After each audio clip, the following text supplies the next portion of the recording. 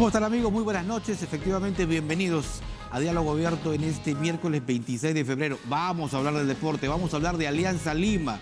Aquí muchos compañeros están contentos por el triunfo anoche en una definición impresionante. Hay que destacar la buena performance en lo que significa los penales por parte de Alianza Lima. Así que vamos a hablar de deportes, hablaremos sobre las proyecciones que tiene el equipo íntimo que ya retornó a Lima y que enfrentará al Deportes Iquique por la tercera ronda de la Copa Libertadores.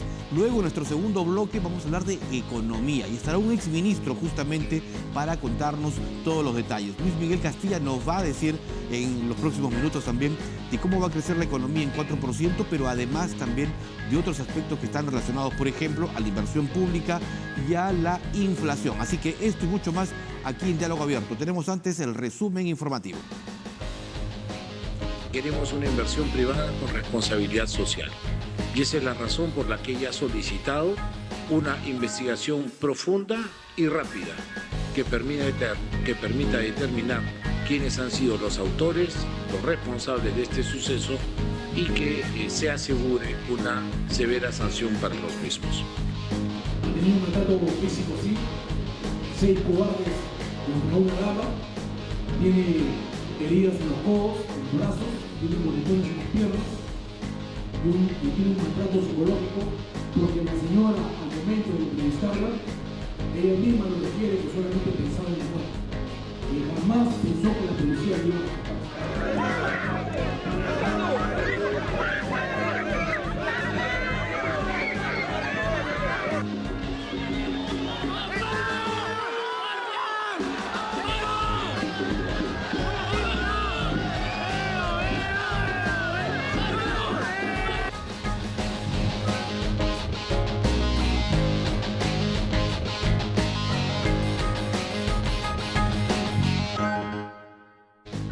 Bien, y volvemos. Veíamos las imágenes últimas a los jugadores de Alianza retornando al Perú luego de ese brillante triunfo frente a Boca Juniors en la segunda ronda de la Copa Libertadores. Y vamos a hablar con alguien que conoce el tema para que nos explique. Julio Travesaño está con nosotros. Ha cambiado de estudio para hablar un poco. ¿Cómo está, Julio? Buenas noches. Un cruce de frontera, nada más. Sí. ¿Qué tal, Ricardo? Buenas noches para ti, buenas noches para todo tu público. Bueno, sin duda que anoche hemos sido todos los peruanos, seamos o no hinchas de Alianza, a dormir tranquilos, con un buen resultado. Pero lo que me sorprendió más, y tengo que ser bien honesto, yo no pensaba que iba a ganar Alianza, pero me sorprendió la buena performance en los penales, algo que adolecíamos mucho, Julio, hace buen tiempo. Mucha tranquilidad, ¿no? Así Yo vi es. mucha tranquilidad, mucha presencia, hasta como diciendo, es un momento de mostrar autoridad, de mostrar carácter, de mostrar actitud. Todos los peruanos ejecutaron bien. De hecho, 9 penales, solo uno falló. Felizmente para nosotros, para el Perú, ese que falló fue, o mejor dicho, el que se atajó, fue para Alianza Lima. Y yo creo que se habló tanto, Ricardo, acerca de la cancha, acerca del estadio, de lo mítico que es la Bombonera. El peso que tiene, el ¿no? peso que tiene, pero que cuando uno empezaba a repasar, te dabas cuenta de que se habla tanto de la cancha porque este Boca Juniors no tenía muchos argumentos futbolísticos como para hacer valer todo el peso de su historia. Y yo creo que ahí fue bastante pícaro Gorosito, que habló en su momento. Los críticos decían que Alianza ganó en Lima por 1-0, aunque pudo haber marcado más, porque Boca Juniors jugó con la mitad del equipo titular. Pero anoche jugaron todos. Claro, y eso que, por ejemplo, en el partido de Lima, Boca para esta temporada se reforzó con 7 futbolistas. Alrededor de 30 millones de dólares fue lo que gastó el presidente Juan Román Riquelme, que debe ser el máximo ídolo del cuadro ceneice. Y de esos 7 futbolistas, 6 se subieron al campo el día que enfrentaron a Alianza Lima en Matute. Entonces, ahí se empieza a balancear un poco esta teoría de que sí es cierto, tenía muchos lesionados, pero esos refuerzos prácticamente el 80% subieron al campo de juego. Entonces, ahí como que se empiezan a caer esos argumentos. Lo que sí, por lo exhibido, por lo visto, te quedaba ese saldo de que pudieron ser más goles para Alianza. Claro, aquí pudo haber marcado al menos 2 más el equipo íntimo, que le hubiera servido para jugar con mucha más tranquilidad y no llegar a esta tanda de los penales. A ver, ahora examinemos un poco a la Alianza, porque, bueno, es el triunfo, pero hay que señalar también que los mejores jugadores de Alianza tienen una edad bastante avanzada. Se habló mucho.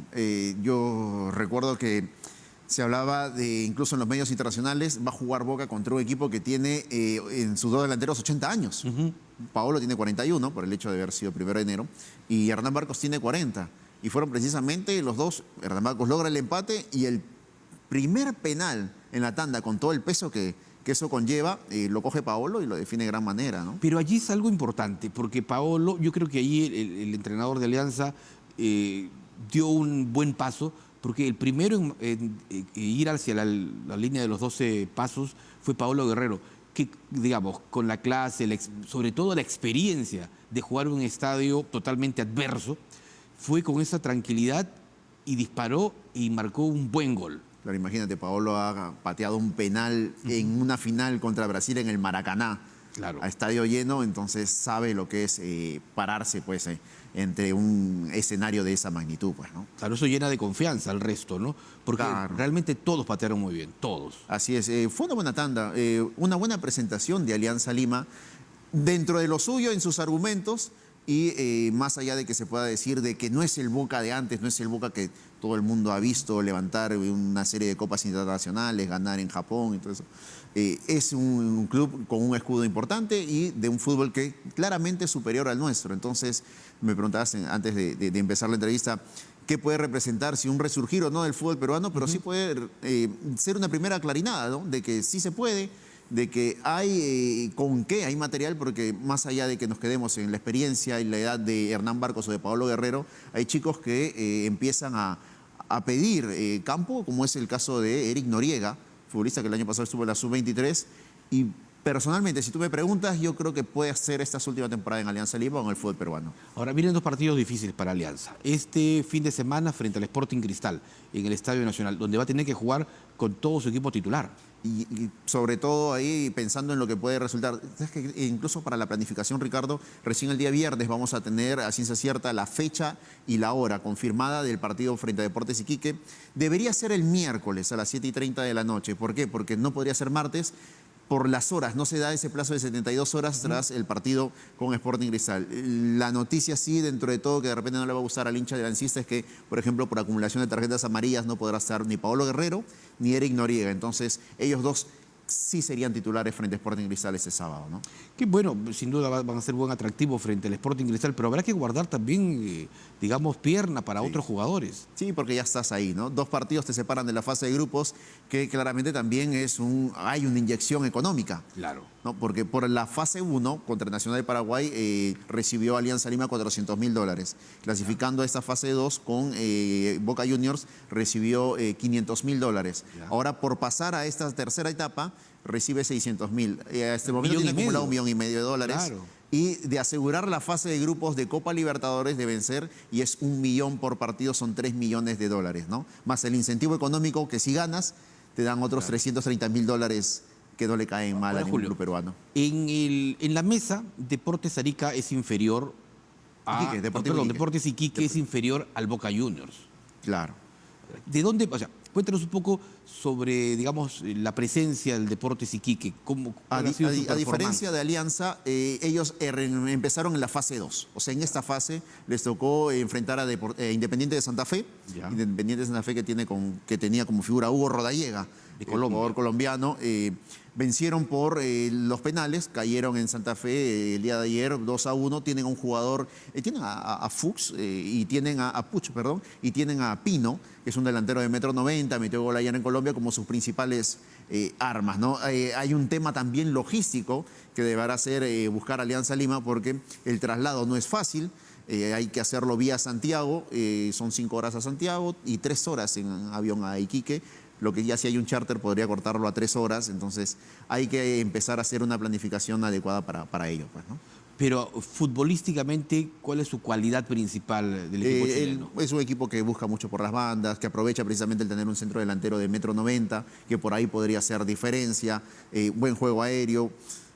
No es Boca Juniors, pero sí es un equipo que busca hacer historia también, tal cual como lo hace Alianza Lima, ¿no? Duro, marca presión por zonas. Sí, un equipo chileno que gusta mucho de presión alta.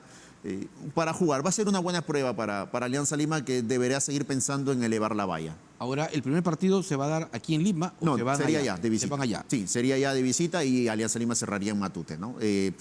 Entre el 5 la ida y el miércoles 12 la vuelta de marzo debería ser, calculo yo, los partidos. Probablemente apostemos o apueste la directiva de Alianza a un empate allá, ¿no?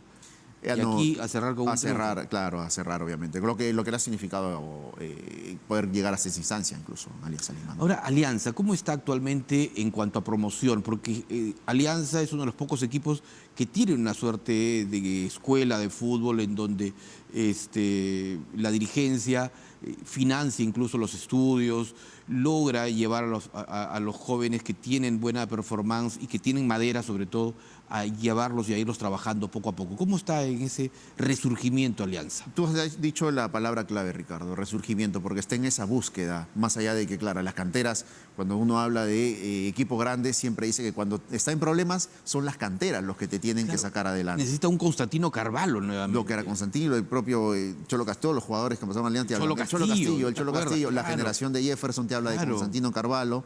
Entonces, se ha buscado ahora darle un plan de identidad, teniendo como director de fútbol a Franco Navarro y a su vez como director de todas las divisiones menores a Wilmar Valencia, dos hombres de la casa que conocen y que han buscado empezar a reactivar. De hecho, han empezado a traer a futbolistas con pasado de aliancista, que están en tema de menores. El propio Waldir Saiz, tantas veces se ha hablado de que Waldir Saiz, incluso habían administraciones que no lo dejaban entrar a Matute.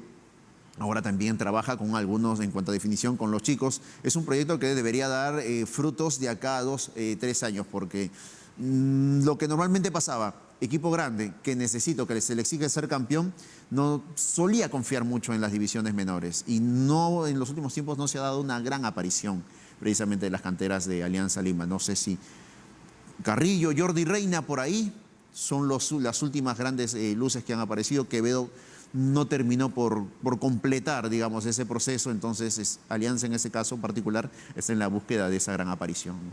Y aprovechemos para hablar un poquito de la selección también, ya que estamos hablando del fútbol. Cuéntanos un poco cómo va el trabajo justamente con miras a lo que va a significar la presentación próxima que va a tener Perú con un nuevo entrenador, que no sabemos finalmente cuánto tiempo va a durar, si es solamente por estas ¿no? fechas o es en adelante. Bueno, él habló, Ricardo, y él dijo que por todo el proceso eliminatorio.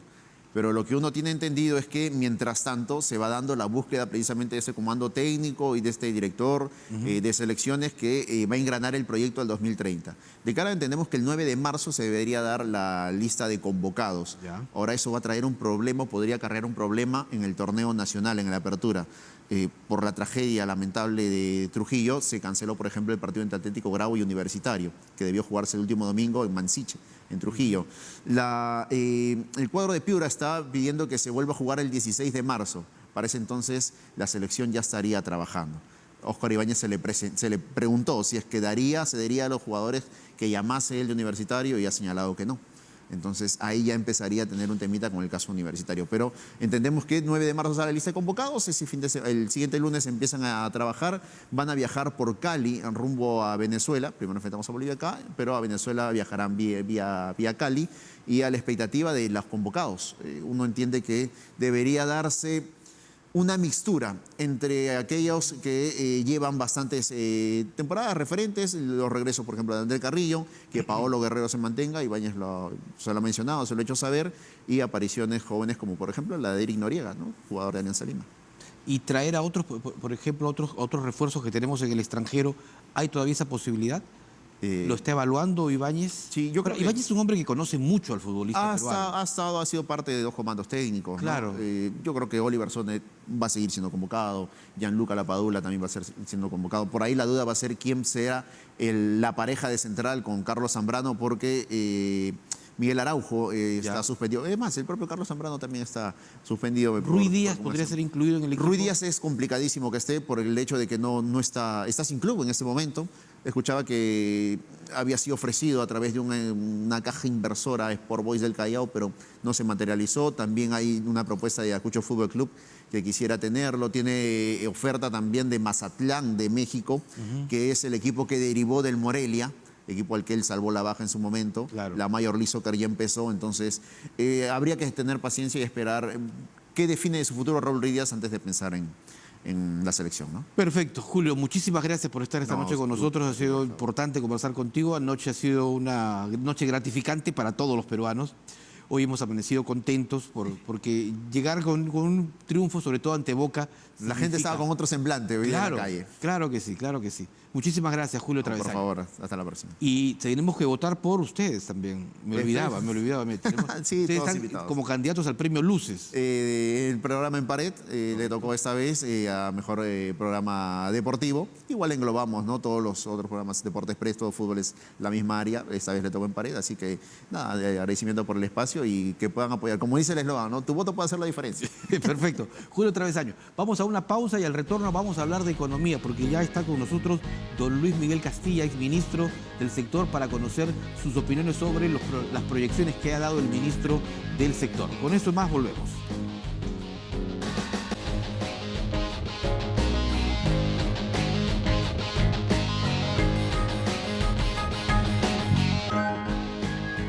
Volvemos a Diálogo Abierto, esta vez para hablar de economía. Dejamos el fútbol y vamos a otro tipo de noticias. Y está con nosotros el doctor Luis Miguel Castilla, directivo de Vidensa, pero además exministro de Economía. ¿Cómo está, doctor? Buenas noches. Buenas noches, Ricardo. Gracias por la invitación. Bueno, esperemos que este optimismo futbolístico vaya también de la mano con la economía.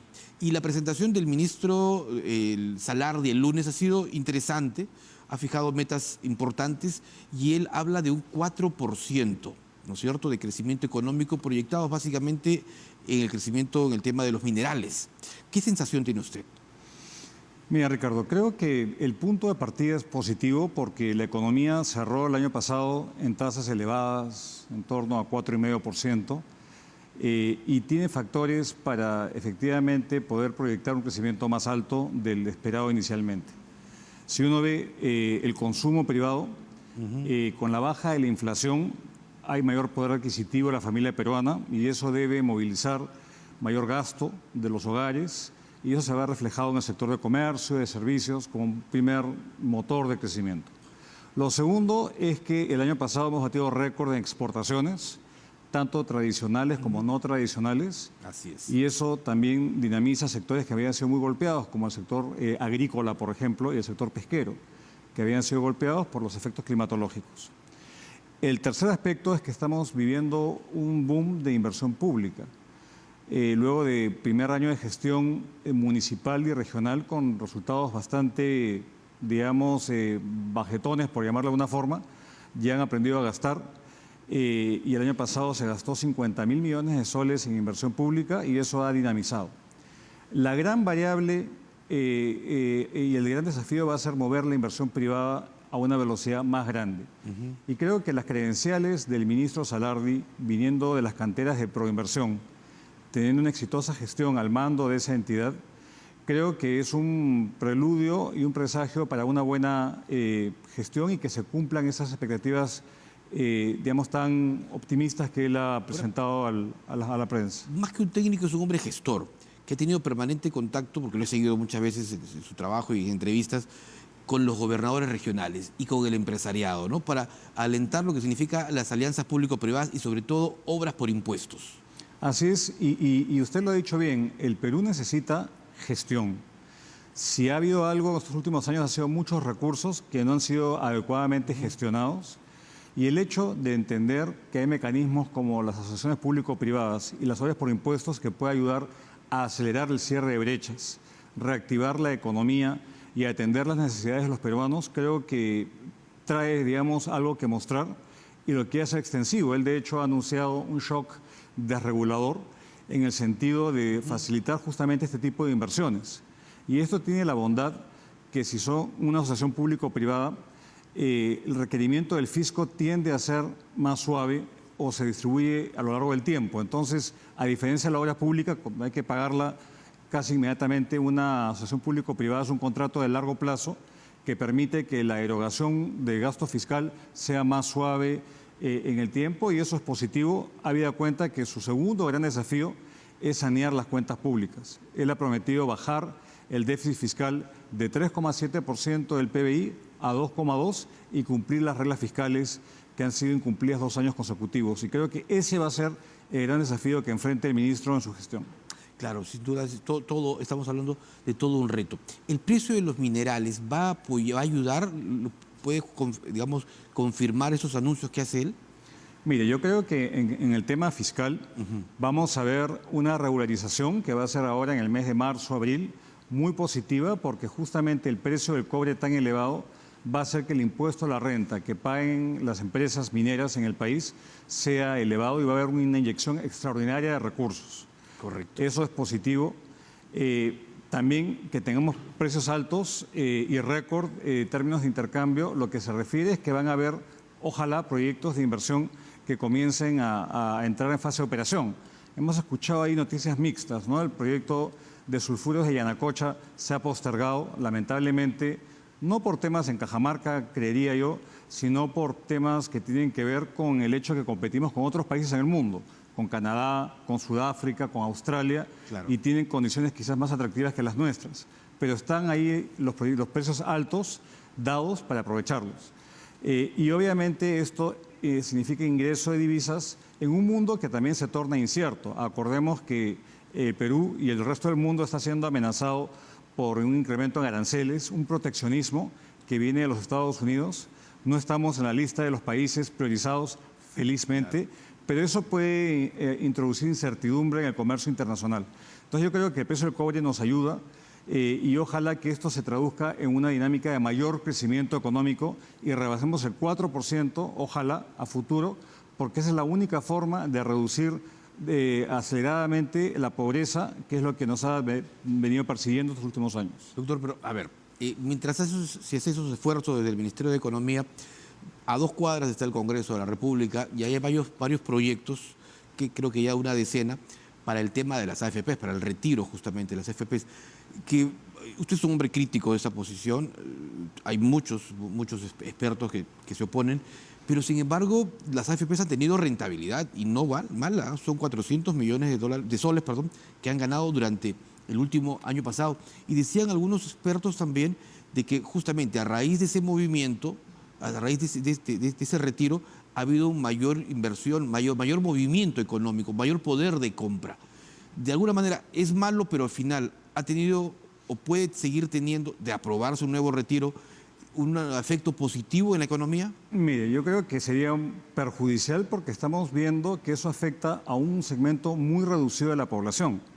Los que tienen trabajadores formales es más o menos una cuarta parte de la fuerza laboral en el país. Y tenemos que luego de 7 retiros de 115.000 millones de soles, tenemos una realidad que es muy, muy dramática, de tener 7 millones de afiliados con saldo cero. Ni un sol para poder sufragar sus gastos cuando lleguen a la vejez. Entonces, no hay justificación alguna para inyectarle liquidez cuando la economía está creciendo a las tasas que estamos viendo en la actualidad.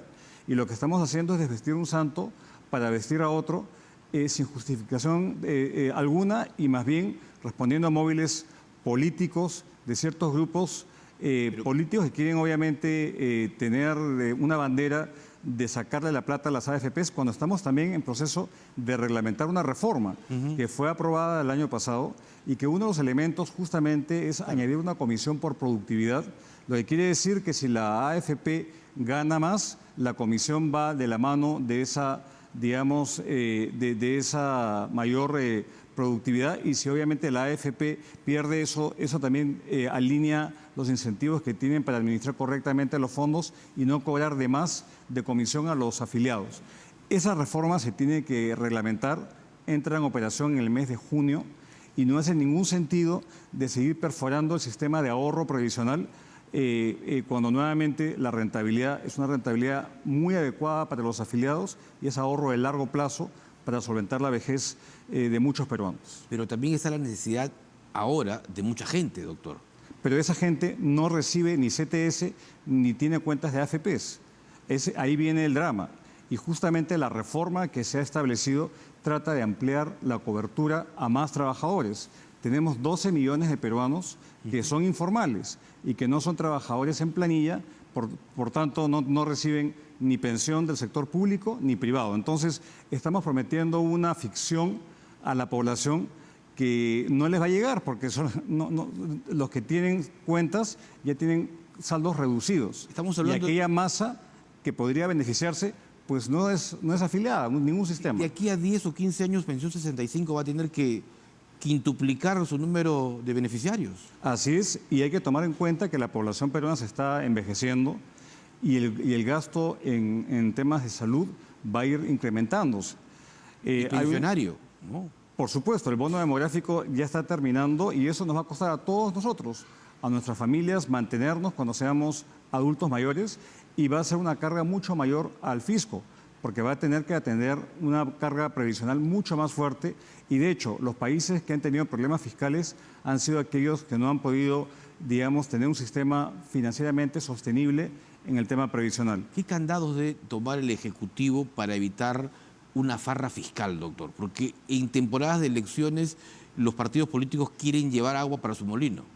Mira, yo partiría por casa, porque muchas de las presiones de gasto parten del propio Ejecutivo. Entonces yo creo que ahí el respaldo que el MEF reciba de la Presidenta y del Premier es absolutamente necesario.